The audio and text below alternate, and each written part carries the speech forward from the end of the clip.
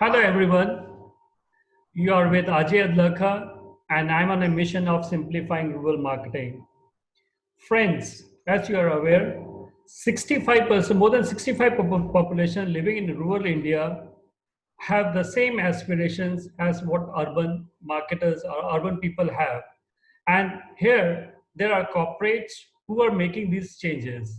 So today on our topic, creating entrepreneurship for the livelihood, today we have with us Mr. Puneet Vidyarthi. He's the Director Sales, India and SARC for Case Construction Equipment India. Puneet, a young and glamorous professional who has spent more than 2 decades at various positions and has handled innovations, developing strategies, alliances, and built entrepreneurships at grassroots level. And he's there with us to share his experience. So, welcome, Puneet. Thank you, Ajay. Good afternoon and namaskar. Am I audible? Yes, you're very much audible. Perfect. Thank you. Thank you for being with us. And delighted to be here with you, Ajay, again. And it's always been a pleasure talking to you. And we always have exchanged great ideas, I would say. Oh yes, thank you so much. So Puneet, for our audience, I have certain amount of questions, and Yeah. to begin with, so what according to you are the possible changes that Indian markets would see post-COVID, as we are going to see whole new way of how marketers are going to behave. So there's going to be tremendous change. So in your view, what kind of changes do you see in coming times? Um, Ajay, COVID, as we see, is a natural. It's a calamity which has affected. I think everyone in this world. The whole world is grappling with this. Now it's a pandemic which is going to last. Leave lasting impressions on the way the markets behave, the way we behave, both on a personal front and on professional front. Uh, I believe all of us are affected, by this. Very unfortunate few who had been directly affected, but even otherwise, all of us are affected directly or indirectly, and more directly, I would say, as the days pass on. And in these tough times, all of us, including as a human race, we all stand with each other shoulder to shoulder. And this is a time which will see resurgence of humanity and a different level of world, as I would say. Uh, in terms of economy, the markets will show a very peculiar signs, post this.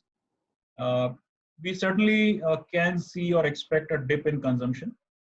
The disposable incomes probably will be stressed, and therefore the sentiments linked around that will probably push people to conserve cash for a longer period, uh, be more cautious about spending till probably the confidence comes back. And fortunately for India, it's a agri based economy, agri driven economy, and the wealth, we all know, gets generated in economy like India from the villages as the agriculture grows. So hopefully the economy will come back in India probably faster than many other nations in the world. Uh, Even otherwise, the demands in monsoons is muted, generally, and the expenses and the spending actually starts around the third quarter of the year with the festivities. But I think the pattern in which probably the demand will come back will be slightly different, and it will be different from the historic trends probably we know. Probably the spend on healthcare, spends on sanitation, spend on personal hygienes Yes. will be more, which anyways otherwise India as a country we were lower than the world average on these fronts. So probably the spends will be done first on these areas which are very important.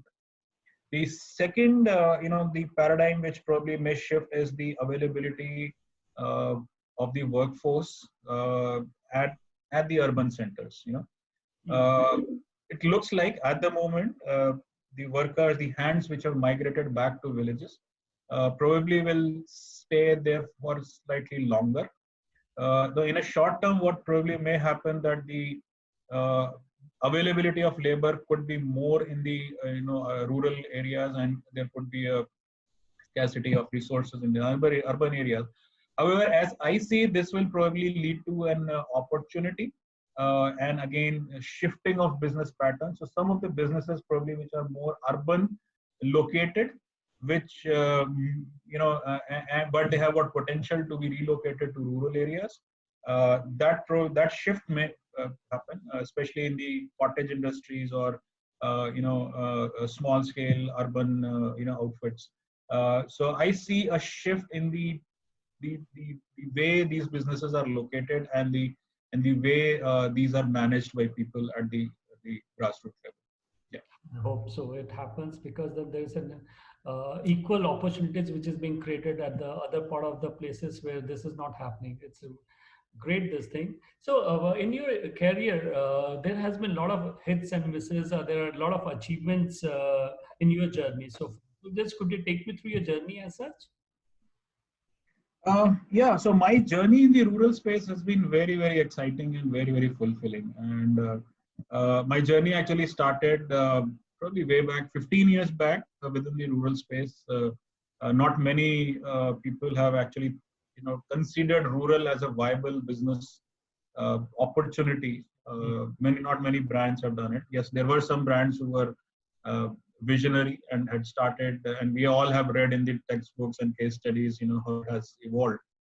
But for the product line which I represent, which is the construction equipment, it has been a very, very interesting, journey because, 2005, 2006, when we started, the ownership of the construction equipment was largely urban centric. The usage of equipment was either urban or started to get into the semi-urban kind of space. But the hardly very few penetration in terms of ownership and the usage of equipment in the rural area. So as a concept, and because of the nature of the product and the envelope size of the product and the price tag which is associated, we sat back and thought that okay, this is a product which has got a different kind of potential. So we went into the rural market with a completely different narrative, and narrative was not around the consumption. The narrative was around the entrepreneurship. Narrative was around the livelihood. Narrative was around the opportunities. How these equipment can help make people's life better. So that was the narrative we went ahead. So it wasn't a consumption-led story. We went into the market. So we never said, okay, we have come to sell this product. So that was never the story. So therefore, we had never gone into these markets saying that okay, you buy this, and therefore we have created a story for you that way. What we took as a line of communication was how these equipment can help create value for the for our fellow village population. Yes.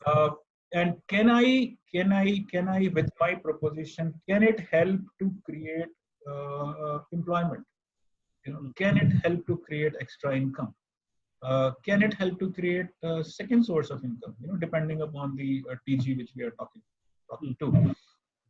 So we put our story in a different way, and we said, okay. So for example, if you take a section of rural youth, rural unemployed youth, and we all know that India has a problem of smaller tractable land packets and large families. So beyond a point, that land package is not sufficient to support a full family of farmer and his sons and his grandsons and things like that. So at some point of time, many of these such families and their younger members start thinking of migrating to urban centers for livelihood and for earnings.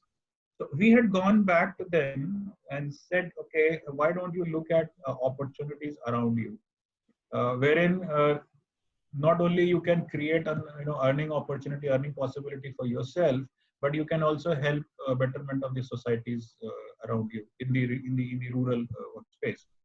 And that has been our story, that has been our narrative. In that process, the fundamental change or the biggest hit was uh, that we sort of empowered people, rather not empowered, that's I think we helped them to get empowered, with a thought and with a concept, and with a challenge, many of which actually took that challenge, and they actually walked the talk, and we shared those stories with the other people in the rural areas, and that's how it has increased. In that process, we were fortunate to unearth the applications in which machinery could have been used, or mechanization could have been brought into. Very crude example: rainwater harvesting or the pond digging in the rural areas, and especially in the drought affected areas. And that is how it has helped. The machines have helped to not only help villagers and villages to fight that scarcity of water and harvest the water when the rains are happening. So they solved a social problem, and also people who got engaged with the ownership of the machines, they got employment, and that's how the whole ecosystem got benefited. So that was probably, I think, a big hit, I would say, that we could change the paradigm, the way rural markets are being and were being looked at, and we never looked rural masses as the potential buyers. We always looked at them as potential contributors to the national growth story. Talking about the miss, I think the flip side of the coin is, because we have taken a different route, wherein the personal contact and door-to-door campaign was a key part of the whole game plan. Uh, the extent to which we could cover, approximately 108,000 villages which we identified, we probably could have done better. Yeah. I'm talking of 2010, 2012, 2013 kind of scenario. 2008 to 2012, I would say that 4 to 5 years types. Because we were solely doing a door-to-door kind of, or village-to-village kind of a campaign, it took us a lot of time to cover large part of economies. However, we converted that into an opportunity as well, and we back in 2012 we started taking digital as one of the platform to reach out to these masses, which was still a ahead of curve kind of a thought back then, and that has actually helped us to magnify our reach. So same story gave us a hit and a miss as well. So, Neet, I mean, I'll just not repeat the question, because there is something called DFI. The government is talking about doubling a farmer's income. I'm sure the thing what you spoke about is addressing to the thing which I'm going to ask you. But does the government also help you in doing this kind of activities? I mean, do they give any kind of support system to you? Okay. Yes, government helps. Definitely, it helps. But I would probably narrate a different story over here. So, how did we approach this thought of doubling the farmer's income? Uh, See, our thought process was, there are 2-3 ways through which you can actually increase the farmer's income. One is as a national level. If you see, the one option is to increase the tractable land, right? The second option is, basically increase the productivity. And the third option is possibly to reduce the farm to fork time, and therefore increase the throughput, and also at the same time reduce the wastage.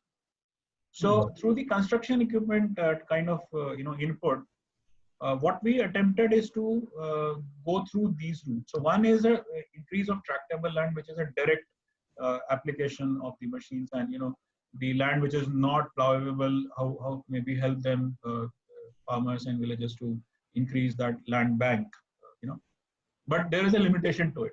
You cannot go beyond X percentage of increasing that land bank. So the larger focus was how can I reduce the wastage, which means we helped many farmer groups and cooperative societies and individual farmers as well to get into the kind of agri processing kind of businesses, wherein a machinery is used to reduce the cycle time of the whole operations, or improve the handling process itself. So whether it's cold storage or it is the rural infrastructure, or the storage facilities, or in anaj mandis, how do you handle the grains? So all those things which led to decrease in the wastage of food, grains, and agri produce, plus reduce the time from farm to fork. So that is how we worked on this concept to increase the income of the farmer. Obviously, government has helped directly and indirectly in all these three ways in which we looked at. And I'm very happy to share with you that we had been able to show very, very considerable gains in certain pockets where we operated to increase the farmers' income. Wow.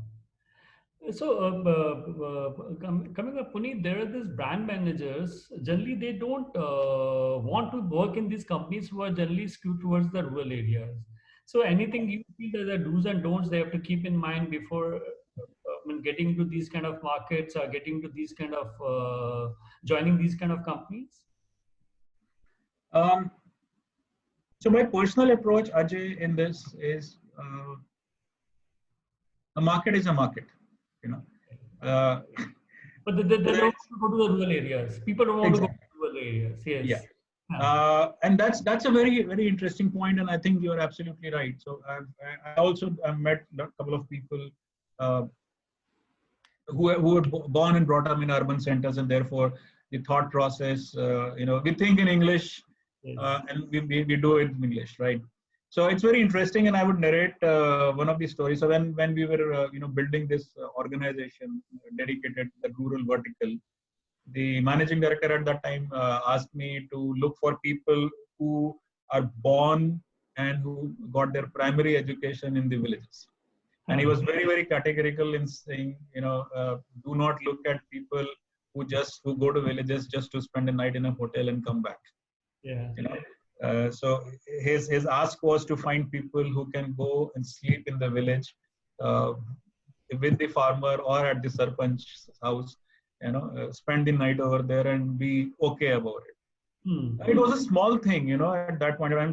But when I look back today, I think that was probably one of the key reasons why we were successful, because I picked up my team of people, very, very smart young lads who were born in rural areas, who spent their initial childhood in rural areas, but also got educated in urban centers. So I was fortunate to get this combination of people who can then amalgamate both the best of both the worlds. But I agree with you. I've met a couple of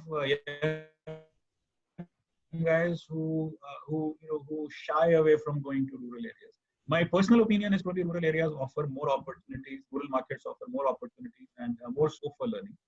That's probably a place where you can experiment and be successful with those experiments. Yeah, that kind of a vision is required for an organization, because generally you just can't jump into the rural markets, and you need that kind of a breed of people who are really going to take on to the rural areas. Otherwise, it's going to be certainly very, very difficult. And that's where you took the initial decisions of getting those kind of people. And when people are from Anand and from KIT and from the various universities, I think they have already got that education. It just you got to look into that people really understand in a proper manner. Absolutely. So, India being a vast country, can you please share what are the common points that can cut across the country? Yeah, you are right. So I think it's a very peculiar country where you need to translate your message to minimum 15 languages. Same message you have to translate to get to a sizable proportion of the population. But there are that doesn't mean that India doesn't have a common thread. Cricket is a universal language. Bollywood is a universal language, right? So in the same spirit, we have found that in the fundamentals are same.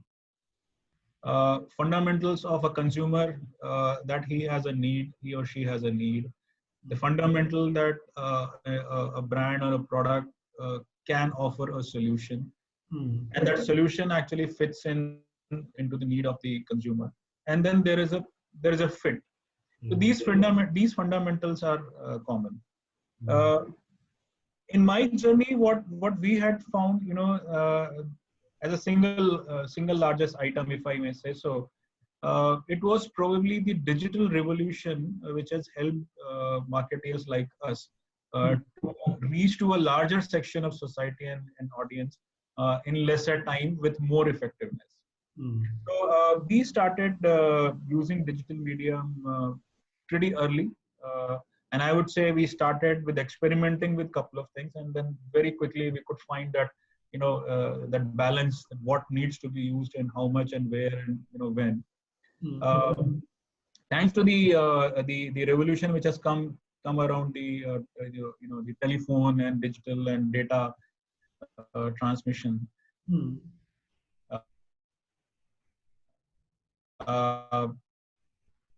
The quality of connection which we have with the rural areas is much better. The kind of conversations which we are having today are, in that respect, I think those boundaries have become more invisible, and we had been able to strike that kind of a balance. For example,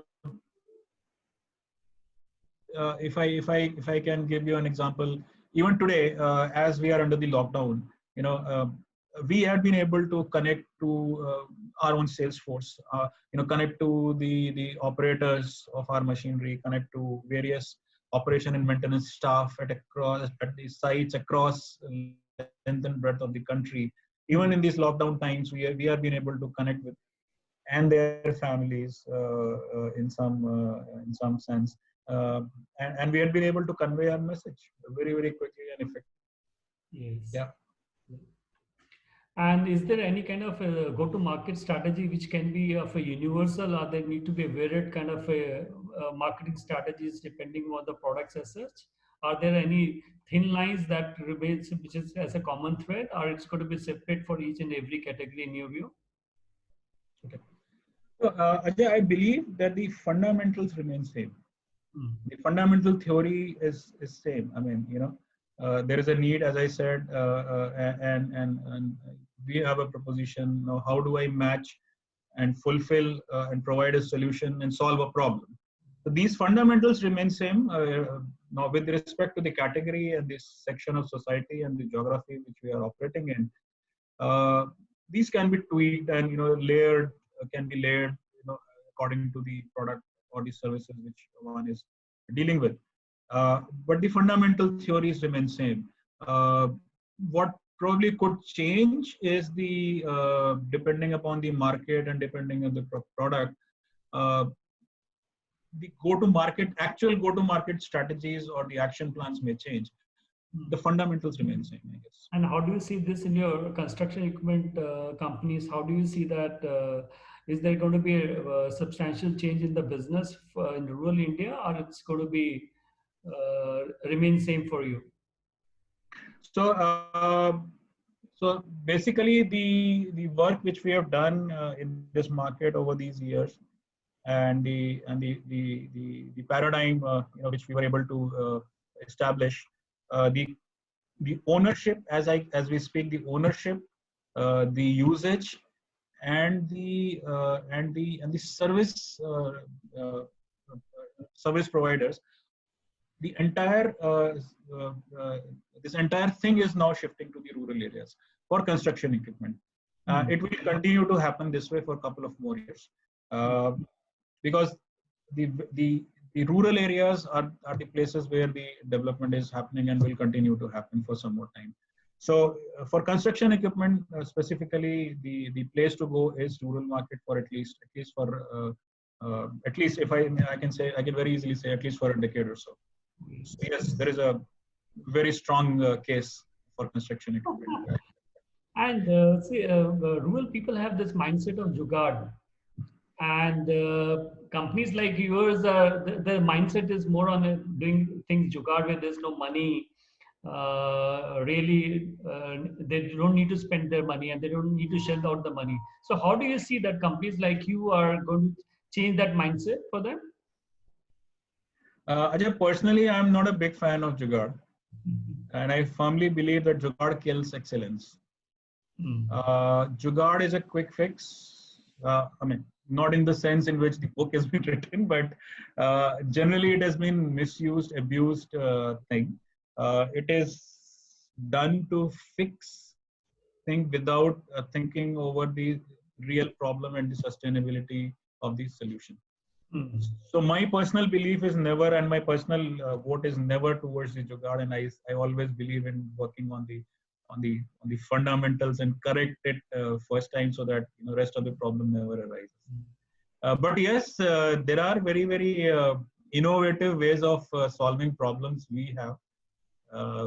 I think the important thing is to find out, keep that spirit alive, but use that spirit to do more sustainable and long-term solutions rather than a quick fix. Okay. So, Puneet, can you share some case studies and what kind of, successful case studies or something that missed, or how you over a period did the course corrections to improve that that strategy in terms of going to the rural areas? Yeah, I can think of two case studies, and I'll be giving you a very short synopsis of both of them. So what we did, when we were actually thinking that how do we expand our reach, and how do we reach into get into the places where real demand could be, we worked on the concept of and again it was a paradigm shift, and we were not into the consumption mode mindset, and more into the development mindset. We created something called rural growth centers, and we did not look at rural distribution centers. It was a different thought which we went ahead with. So what we said, we identified the black spots, obviously where our network is not there, and we also kind of did a crystal ball gazing, and we kind of analyzed that where are those areas where some development work is going to happen, and there is a black spot, or there is a potential for growth, for example, and there is a black spot. So we identified those areas. Almost, I would say, we started with some 500 or 600 of such areas. We took some baby steps to test the hypothesis. And in the first year itself, we were very successful. We picked up, I think, 20 locations, if I remember correctly, and out of 20, I think 15 or 16 started yielding the results within the first year of the experiment. We then expanded it from 20 to, I think, 60 or 80 in the second year, and then it started multiplying. And today, the entire distribution is around these growth centers, and rest is a feeding one. So we kind of establish and prove that the distribution can be centered around the growth centers, and not probably where the current consumption is happening. So that was one big success story wherein we could change the paradigm completely. The second success, I would say, or the case study, I would say was around the application of municipal solid waste handling, wherein we could demonstrate that a smaller size of machine or a regular size of machine, how can it be deployed in the municipal solid waste applications in the category in a smaller town, and tehsils and kasbas and villages. And we worked with municipalities, and we demonstrated that why and how these machines can help them to increase the throughput and handle more solid waste in lesser time, and obviously create a better world for all of us. I think these two were good case studies to narrate to. There were another ones wherein we could develop a lot of applications in agri-produce handling, for example, or other areas, through the help of various attachments where we could expand the usage of construction equipment more from equipment to a tool carrier kind of a definition, and we could help them to do a lot of work. Great. So, Puneet, we have very short time now, and there are some questions which people are asking, and Yeah. there is one. I'll just quickly take three questions now. So, are there any tools or any measurement mechanism where you can measure the effectiveness of the communication? So, Ajay, what we did, and I said you need in a rural market, if you're going to rural, you need to translate the same message into 15 different languages. But when you translate, and when somebody who's translating from thinking in Hindi but translating from English to a regional language, the basic sense of the message sometimes gets lost. Yes. So what we did, we specifically and consciously deployed the translators who are born in that language, and not only born in that language but also born in that dialect. So we ensured, and we worked a lot on this thought. We developed a glossary. We developed people who understand the category, the terms, and also have got connect with the rural audience. So we had a battery of such people who were able to translate my message, which was written in English, to a language which people understand. So sometimes there was a shift in the message, but the message remained same. And then we backed it up by a lot of analytics. So we could measure that, whether it is working or not, and what is working in what areas, under what circumstance, of which time of the year, what message is working where. So there was some very interesting, analytics we could develop around this. So that's something interesting we did. Yeah. So CSRs are using. Another question is that how honestly corporates are using the CSR budget. So any case study or any instance you could share where they've been using very effectively? So I will probably not comment on what others are doing, but I can definitely narrate what we are doing. So in Case Construction Equipment India, in our company, in my company, what we are doing is working very, very aggressively and very seriously on the skill development part. And we have taken up operator training as one of the areas to focus on. The idea is, it is serving a lot of purposes. It's a real CSR because I am not giving, or rather we are not giving money in someone's account and just be done with that. What we are attempting to do is to increase the employability of that person, increase the skill, add some value, wherein he can go further, add value to wherever he is working, and thereafter moving on. Then we are also empowering him enough that after some time this operator can also become an owner of the machine. So we are adding skills. We are providing him with all the tools. We are spending there our time, our resources. We have got operator training centers across India. We are tied up with Skill Council. We are working with ICMA and in the industry body. So CASE is very, very strongly and very seriously involved in the skill development of operators, not only to create operators, but also to entrepreneurs moving forward. So we are taking up that CSR action very, very seriously, which is contributing again to the betterment of people's life. So thank you so much, Puneet. I think we have run a few more questions, but we have run out of time. So thank you so much, Puneet, for being with us and sharing your stories and so much of insightful informations. Thank you, Ajay. It was a pleasure talking to you. Sorry, you were saying something. No. So in case, my friends, in case you have missed out the video, we have Puneet Vidyarthi with us. And if you have any questions for him, you can always message us or put your remarks down below. You can see this video on the YouTube or on the Facebook.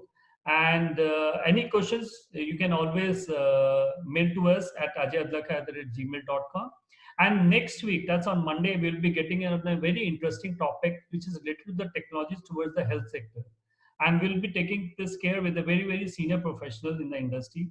And stay tuned, and we'll be getting back to you shortly. Thank you so much. Stay safe and stay healthy. Thank you very much. Thank you. Thank you, Puneet. Bye-bye.